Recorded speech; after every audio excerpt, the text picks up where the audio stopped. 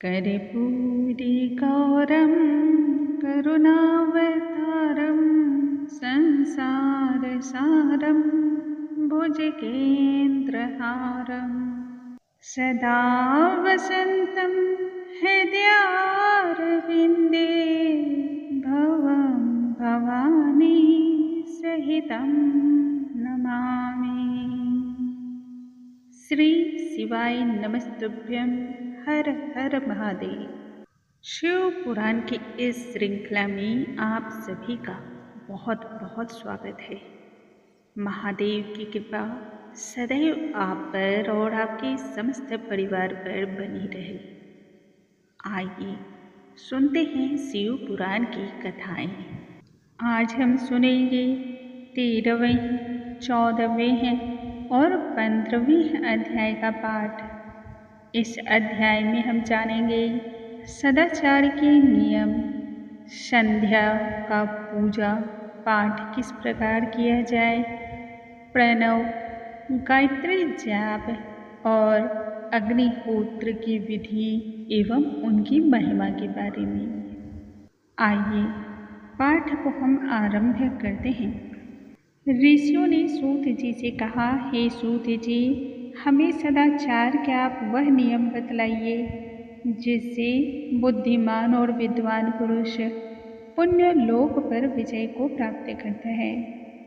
आप अधर्म के आचार विचारों का भी वर्णन बतलाइए जो कि नरक को देता है, और धर्म के बारे में बतलाइए जो कि स्वर्ग को देने वाला होता है। इस पर सूत जी मुनियों को कहते हैं, सदाचार का पालन जो मनुष्य करता है वही ब्राह्मण कहलाने का अधिकारी है। जो ब्राह्मण प्रतिदिन अपने वेदों का अभ्यास करता है और सही आचरण का पालन करता है उसे ही विप्र कहते हैं। सदाचार, वेदाचार और विद्या गुणों से युक्त होने पर उन्हें द्विज की संज्ञा दी जाती है। जो वेदों का अध्ययन कम करते हों तथा आचार और कर्म का अध्ययन ज़्यादा करते हों वह राजा के पुरोहित या फिर उन सेवक ब्राह्मण को क्षत्रिय ब्राह्मण कहते हैं। वाणिज्य कर्म करने वाला तथा ब्राह्मणोचित आचार का जो पालन करता है वह वैश्य ब्राह्मण है, तथा जो स्वयं खेत को जोतता है वह शूद्र ब्राह्मण कहलाता है। जो दूसरों के दोष को देखता है तथा परद्रोही है ऐसे ब्राह्मणों को चांडाल द्विज कहते हैं। जो पृथ्वी का पालन करता है वह राजा है तथा अन्य मनुष्य राजत्वहीन क्षत्रिय के समान माने जाते हैं। अपनी वस्तुओं का धन इत्यादि के द्वारा क्रय या विक्रय करने वाले को वैश्य कहते हैं और दूसरे को वाणिक कहा जाता है। जो ब्राह्मणों, क्षत्रियों और वैश्यों की सेवा में निरंतर लगा रहता है उसे शूद्र, और जो शूद्र हल को जोतता है उसे वृषल कहते हैं। मनुष्य को चाहिए कि वे ब्रह्म मुहूर्त में उठ करके पूर्व दिशा की ओर मुख करके देवताओं का, धर्म का, अर्थ का एवं उन सभी चीज़ों की प्राप्ति के लिए उठाए जाने वाले कष्ट, कलेश, आय और व्यय का चिंतन करें। जो व्यक्ति रात के अंतिम पहर के मध्य भाग में उठ करके मल और मूत्र का त्याग करता है उसे शुद्ध माना जाता है। घर के बाहर शरीर को ढक करके उत्तर मुख होकर के मल मूत्र का त्याग करना चाहिए। जल, अग्नि, ब्राह्मण और देवताओं के स्थान से बचा करके ही बैठना चाहिए। उस समय उस ओर देखना भी नहीं चाहिए।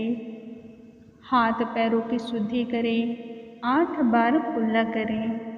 वृक्ष के पत्ते से दातुन करते हुए तर्जनी उंगली का उपयोग न करें। इसके बाद जल से संबंधित देवताओं को नमस्कार मंत्र के द्वारा करते हुए जलाशय में स्नान करना चाहिए। यदि कंठ या कमर तक पानी में खड़ा होने की सामर्थ्य या शक्ति ना हो, तब घुटने तक जल में खड़े होकर के अपने ऊपर जल का छिड़काव मंत्रों के द्वारा करना चाहिए। इसे भी स्नान ही माना जाता है। तत्पश्चात उत्तम वस्त्र को धारण करके उत्तरीय पहनना चाहिए। नदी और तीर्थ में स्नान करने पर उतारे हुए वस्त्रों को वहाँ ना धोएं और ना ही वहाँ पर निचोड़ें। उसे किसी कुएं, बावड़ी या घर में ले जा कर के कपड़े को धोना और निचोड़ना चाहिए। कपड़ों से जो जल की बूंदें गिरती है उससे पितरों की तृप्ति होती है। मंत्र के अनुसार भस्म को मस्तक पर धारण करना चाहिए।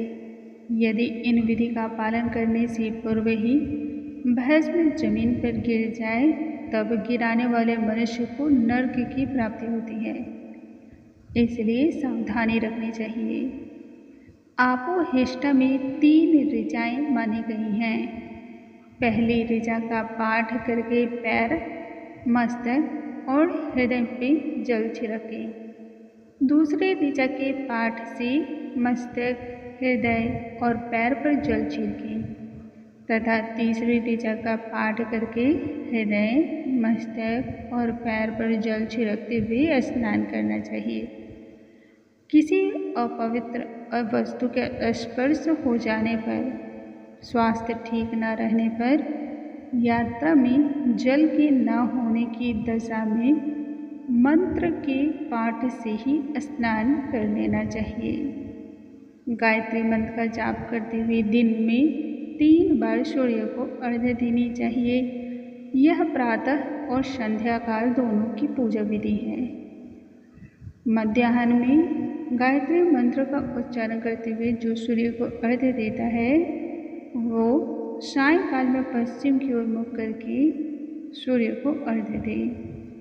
सायंकाल में सूर्यास्त से 2 घड़ी पहले की गई संध्या का पूजन का कोई महत्व नहीं बतलाया गया। संध्या उपासना किए बिना यदि दिन व्यतीत हो जाए तो इसका प्रायश्चित करना चाहिए और इसके लिए अगली संध्या जब आए तब 100 गायत्री मंत्र का जाप करना चाहिए। 10 दिन यही छूट जाए या 1 माह तब उपनयन संस्कार कराना चाहिए। अर्थ की सिद्धि के लिए इन देवताओं का शुद्ध जल से तर्पण करें। ईश, गौरी, कार्तिकेय, विष्णु, ब्रह्मा, चंद्रमा और यम का स्थिरता पूर्वक बैठ करके विद्वान पुरुष को एकाग्रचित्त भाव से देवताओं को नमस्कार करके प्रणव मंत्र का जाप करके गायत्री मंत्र की आवृत्ति करनी चाहिए। प्रणव के 3 अक्षरों में जीव और ब्रह्मा की एकता का प्रतिपादन होता है, इसलिए इस मंत्र के जाप करते हुए मन में यह भाव रखें कि हम तीनों लोगों की सृष्टि करने वाले ब्रह्मा, सृष्टि का पालन करने वाले विष्णु और सृष्टि का संहार करने वाले रुद्र की उपासना कर रहे हैं। यह हमारे कर्मेंद्रियों, ज्ञानेंद्रियों, मन की वृत्ति तथा बुद्धि वृत्तियों को सदा भोग और मोक्ष को प्रदान करने वाला है। जो मनुष्य प्रणव मंत्र का चिंतन करते हुए इसका जाप करते हैं उन्हें ब्रह्मा को प्राप्त होने में कहीं कोई कठिनाई नहीं होती। जो इसके अर्थ को जाने बगैर प्रणव मंत्र का जाप करते हैं उन्हें ब्राह्मण तत्व की ही पूर्ति होती है। प्रातःकाल सहस्त्र गायत्री मंत्र का जाप एक ब्राह्मण को करना चाहिए। मध्याह्न में 100 बार और सायंकाल में 28 बार। हर व्यक्ति को अपनी शक्ति सामर्थ्य के अनुसार जाप करना चाहिए। हमारे शरीर के अंदर 6 चक्र हैं: मूलाधार, स्वाधिष्ठान, मणिपुर, अनाहत, आज्ञा और सहस्रार। इन सभी चक्रों में विद्वेश्वर, ब्रह्मा, विष्णु, ईश, जीवात्मा और परमेश्वर का आधिपत्य है।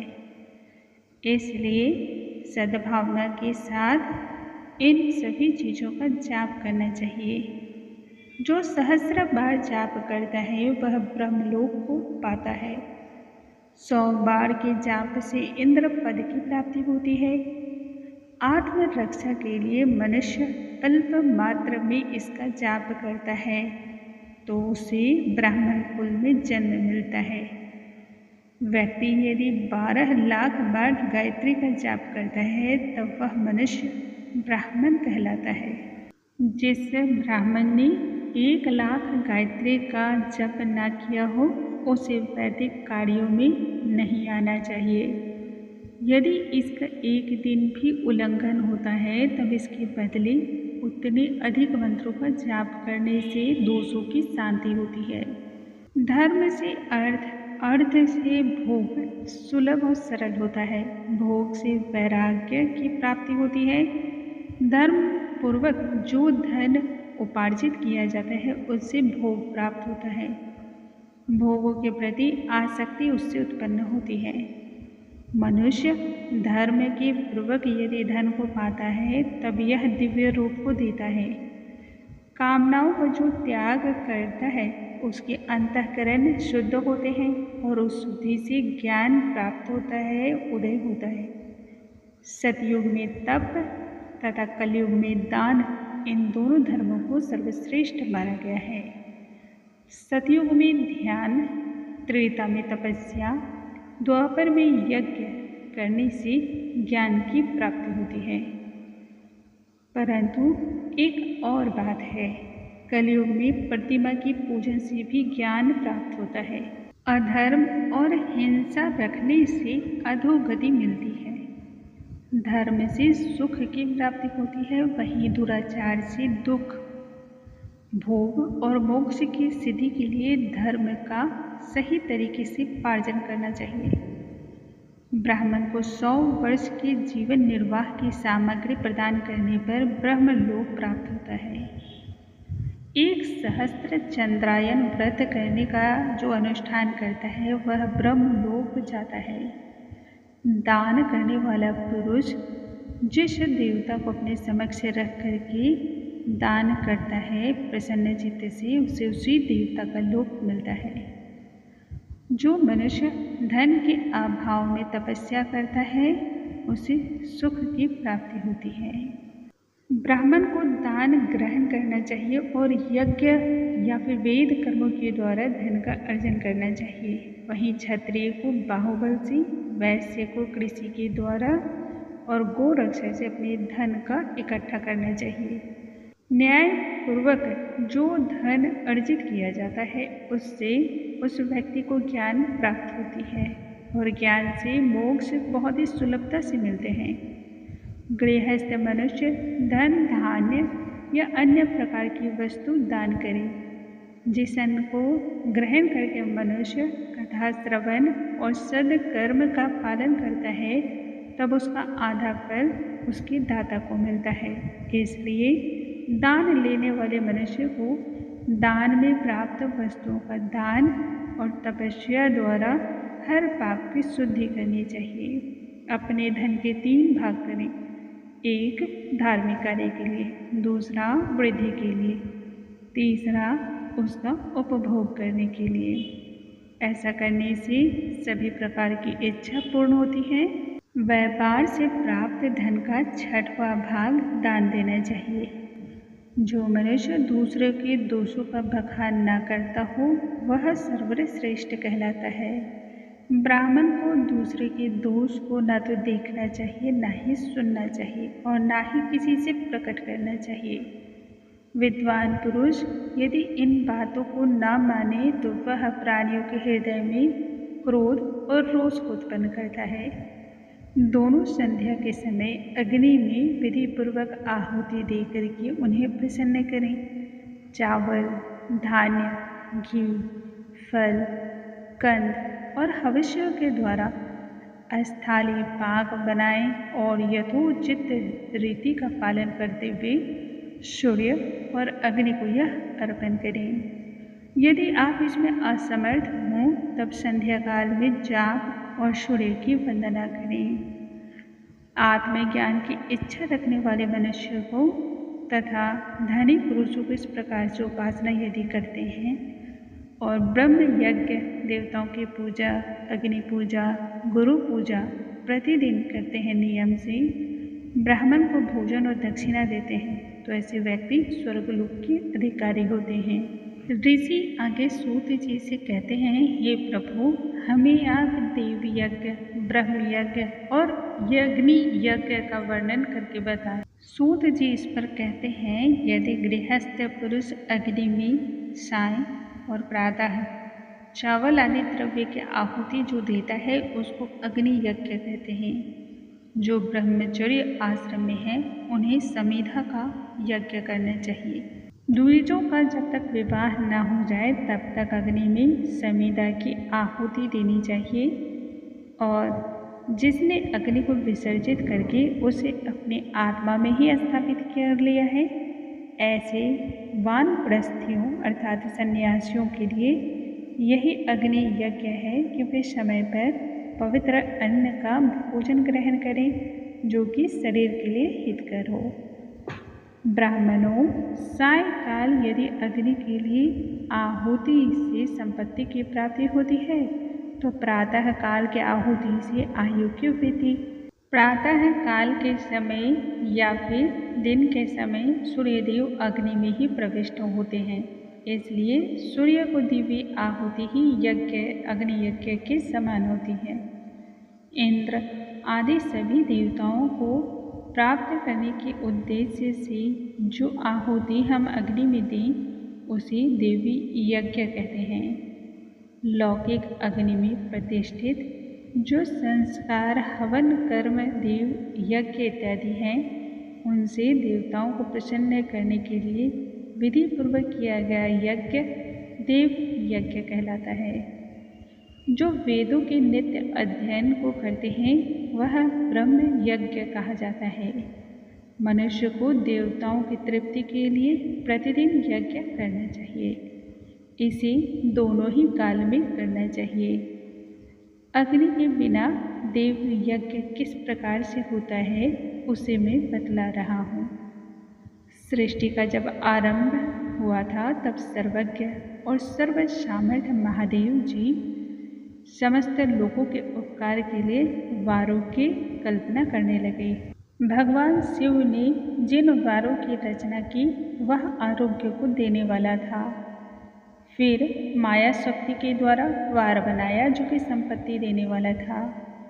जन्म काल में दुर्गतिग्रस्त बालक की रक्षा के लिए वार की कल्पना की जिसे कुमार कहा गया।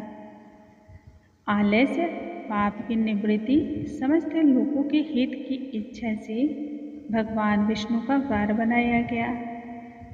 शिव जी ने पुष्टि और रक्षा के लिए आयु को प्रदान करने के लिए आयुष्कारक वार का निर्माण किया। तीनों लोगों की वृद्धि के लिए पुण्य पाप की रचना होने पर लोगों को शुभ अशुभ फल देने वाले इंद्र और यम के वारों का निर्माण किया। ये वार मनुष्य को भोग और मृत्यु दंड से दूर रखते हैं। फिर शिव ने 7 ग्रहों को इन वारों का स्वामी बनाया। ये सभी संपूर्ण ज्योतिर्मय मंडल में प्रतिष्ठित हैं, ग्रह, नक्षत्र इत्यादि। शिव उन सभी वार के स्वामी हैं। शिव के वार के स्वामी सूर्य हैं। शक्ति संबंधित वार के स्वामी सोम, कुमार से संबंधित वार के स्वामी मंगल, विष्णु वार के स्वामी बुध, ब्रह्मा वार के स्वामी बृहस्पति, इंद्र वार के स्वामी शुक्र, यम वार के स्वामी शनि है। इसलिए इन देवताओं की पूजा करने से उनके अनुरूप फल प्राप्त होते हैं। सूर्य और चंद्रमा की आराधना करने से आरोग्य और संपत्ति मिलती है। बुध संपूर्ण व्याधियों को दूर करता है और बुद्धि देता है। बृहस्पति आयु, शुक्र भोग, शनि मृत्यु देते हैं। इन 7 वारों के फल उनके देवताओं के पूजन से ही मनुष्य को प्राप्त होते हैं।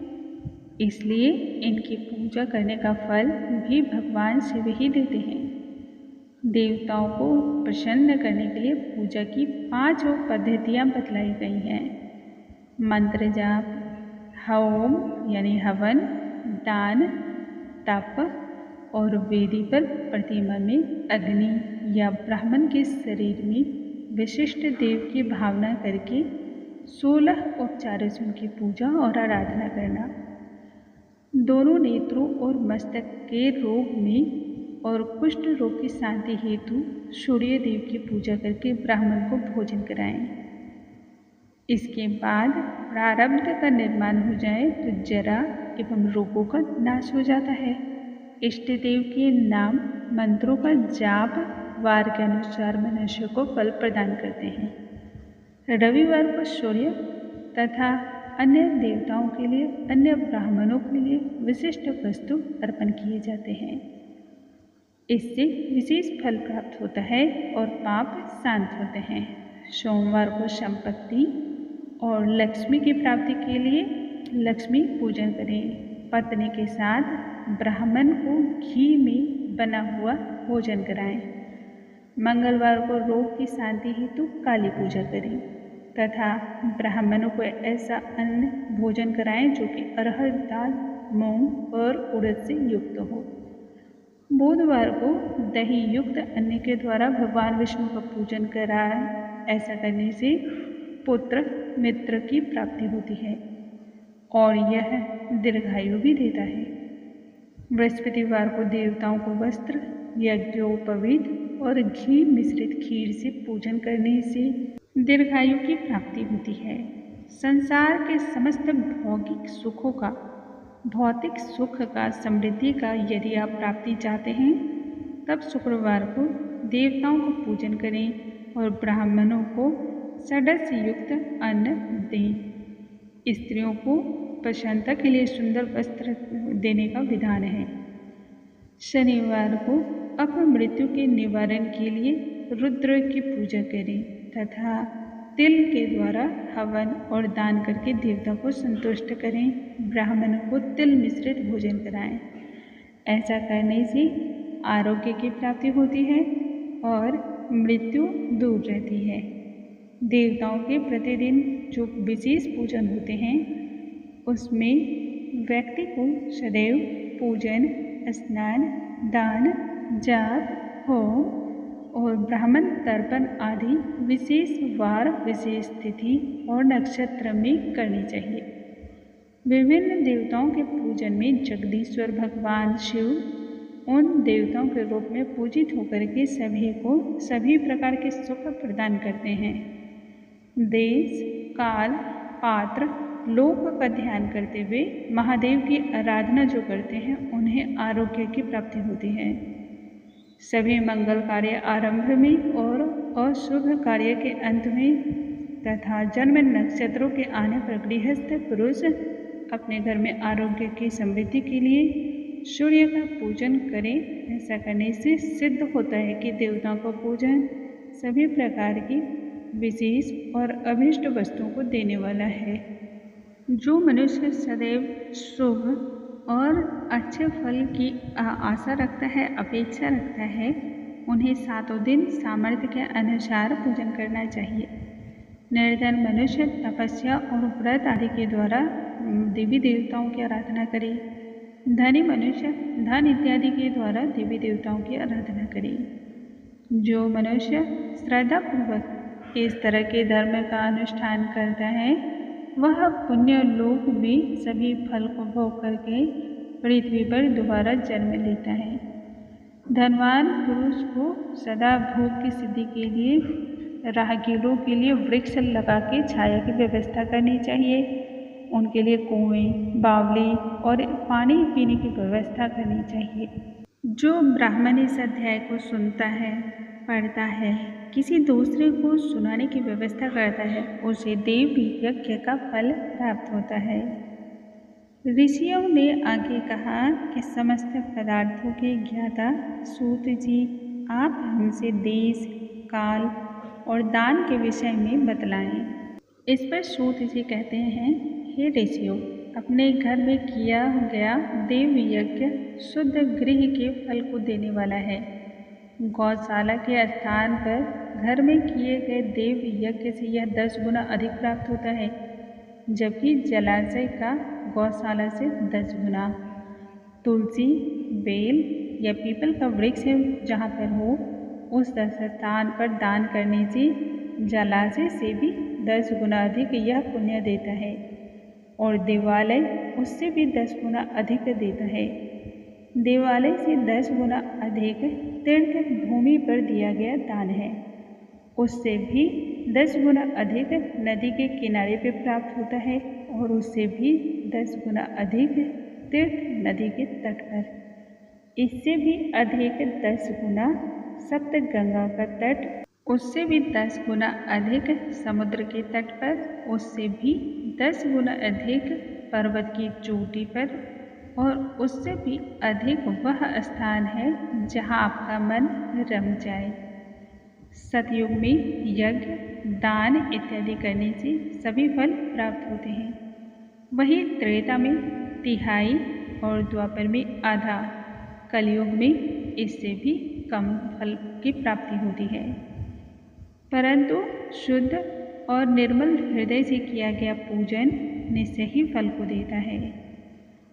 इससे 10 गुना अधिक फल सूर्य जब संक्रांति के दिन होते हैं तब, उससे 10 गुना अधिक फल तब जब तुला और मेष की संक्रांति में, तथा चंद्र ग्रहण में उससे भी 10 गुना अधिक फल मिलता है।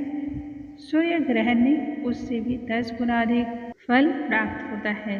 महापुरुषों के साथ वह काल करोड़ों सूर्य ग्रहण के समान पावन माने जाते हैं। तपोनिष्ठ योगी, ज्ञाननिष्ठ योगी इन्हें पूजा के पात्र माना जाता है, क्योंकि ये पापों के नाश के कारण होते हैं। जो ब्राह्मण 24 लाख गायत्री का जाप कर ले, वह भी पूजा का पात्र है। वह संपूर्ण काल और भोग का दाता है।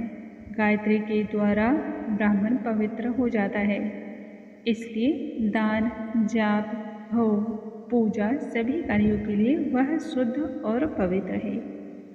स्त्री हो या पुरुष, जो भी भूखा है उन्हें अन्न दान करना चाहिए। जिसे जिन वस्तु की इच्छा हो बिना मांगे यदि दे दी जाए तो दानकर्ता को दान का पूरा पुण्य मिलता है। याचना करने के बाद जो दान दिया जाता है वह दान आधा फल देता है। यदि सेवक को दान करते हैं तो वह चौथाई के बराबर फल को देता है। जो दरिद्र ब्राह्मण होते हैं, दीन होते हैं, उन्हें धन का दान करने से दानकर्ता को भूतल पर 10 वर्षों तक भोग मिलता है। वेद वेत्ता को दान देने पर वह स्वर्गलोक में देवताओं के वर्ष से 10 वर्षों तक दिव्य भोग को प्रदान करता है। गुरु दक्षिणा में प्राप्त धन को शुद्ध माना जाता है और यह संपूर्ण फल देता है। क्षत्रियों को शौर्य के द्वारा कमाया हुआ, व्यापार से आया हुआ वैश्यों को और शूद्रों को सेवा वृत्ति से प्राप्त किया गया धन ही उत्तम द्रव्य कहलाता है। दान में 12 वस्तुओं का दान करना चाहिए। गौ, भूमि, तिल, स्वर्ण, घी, वस्त्र, धान्य, गुड़, चांदी, नमक, कोहड़ा और कन्या।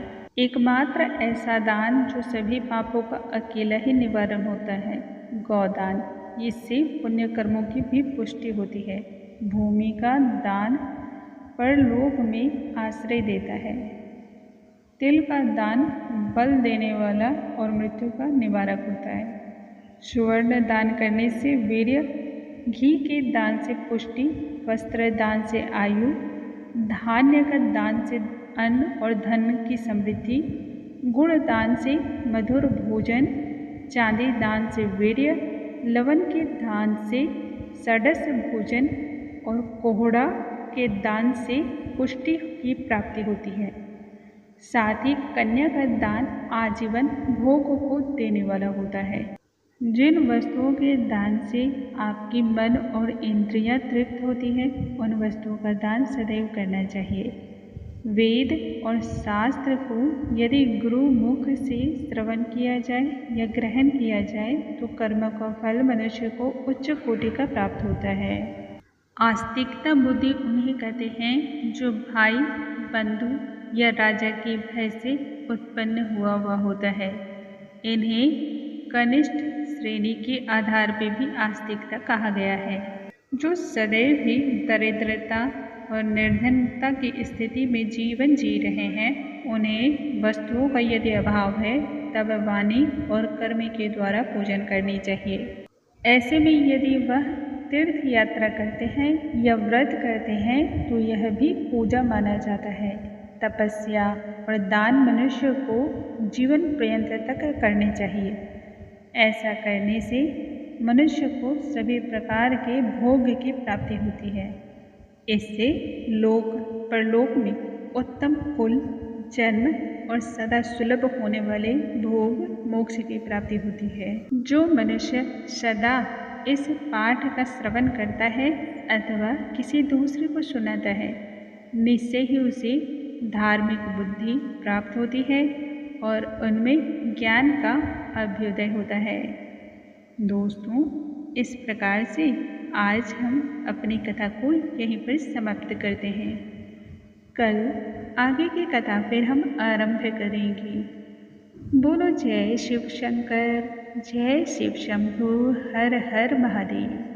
महादेव की कृपा आप पर और आपके समस्त परिवार पर सदैव बनी रहे, इस कामना को करते हुए हम यहीं पर विराम करते हैं।